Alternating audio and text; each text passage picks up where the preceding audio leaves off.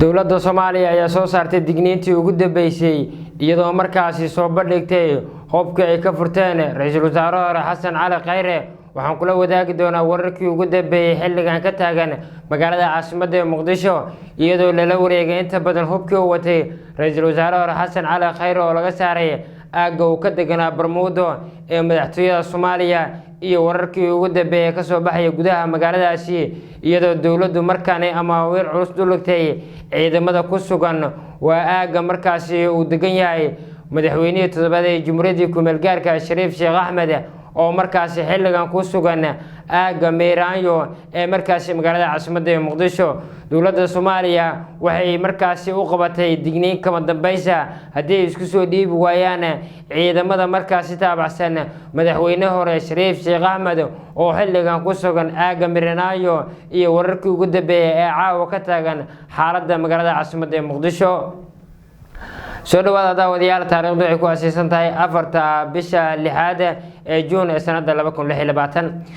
haddii aynu ku bilowno ciidamada dowladda ayaa la wareegay gurigooda deganaa ra'iisul wasaare Xasan Cali Khayre oo markaasi dagaal in ka badan 12 saac socday ee halkaasi kula wareegeen iyadoo dowladdu soo bandhigtay hub iyo gaadiid dagaal oo markaasi laga furtay ra'iisul wasaare Xasan Cali Khayre. taliyaha ciidanka booliska Soomaaliyeed Mahdi Cumar Muumin oo warbaahinta goor la hadlay ayaa waxa uu sheegay inay ku guuleysteen howlgalka qaybtii koobaad ee markaasi ay maleeshiyaadka hubeysan ee wararka ku soo qaaday ciidamada dowladda ee markaasi ku sugan degmada Howlwadaag. waa sidoo hadalka u dhigay waxa uu sheegay hubkan inuu leeyahay waa markaasi dowladaha Itoobiya oo dhanka Itoobiya laga soo galiyay magaalada caasimadda Muqdisho. waxa uu ku dhawaaqay in markaasi ay gacan bir ku qaban doonaan cid kasta oo markaasi ku lug leh ammaanka mar carqaladaynta ka jirto magaalada caasimadda Muqdisho. intaasi kadib waxa uu soo saaray amar la xiriira in markaasi ay weerari doonaan howlgalka wejigii labaad ee markaasi ku aadi doonaan aagga iyo Meeraanyo iyo ma halkaasi uu degan yahay madaxweynaha hore Shariif Sheekh Axmed oo xilligan isagoo ku sugan waa degmada Cabdicasiis ee gobolka Banaadir.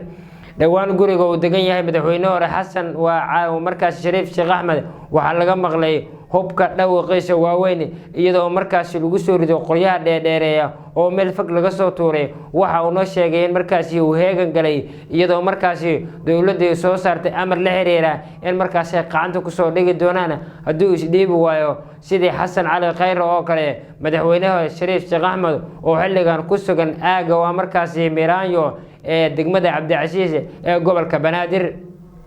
dhinaca kale waxaa socda dadaallo xooggan ay wadaan xubnaha beesha caalamka oo ay cadaadis ku saarayaan dowladda federaalka oo ay markaasi sheegeen in markaasi ay dagaalka joojiso oo miiska wada hadalka la isugu yimaado. odol dhaqameedyo ayaana qayb ka ah cadaadiska markaasi la saarayo xubnaha siyaasiyiinta mucaaradka iyo markaasi dowladda federaalka Soomaaliya.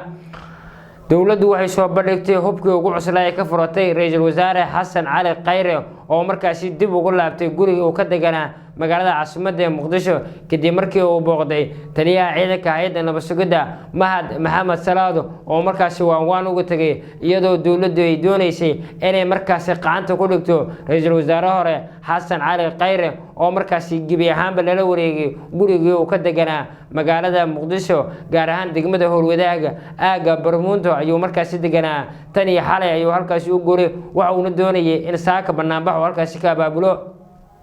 hase ahaatee dagaalkii lagu qaaday shalay xilligan oo kale oo markaasi soo gaaray saaka barqanimadii ayayna ciidamada dowladdu ay ku soo afjareen waxayna markaasi gebi ahaanba kala wareegeen hubkii iyo rasaas oo watay iyadoo aan wali la soo bandhigin. waa markaasi ciidamadii watay hubkan oo markaasi tuhun la gelinayo in hubkan uu yahay hub markaasi dowladdu ay leedahay oo laga furan Xasan Cali Khayre.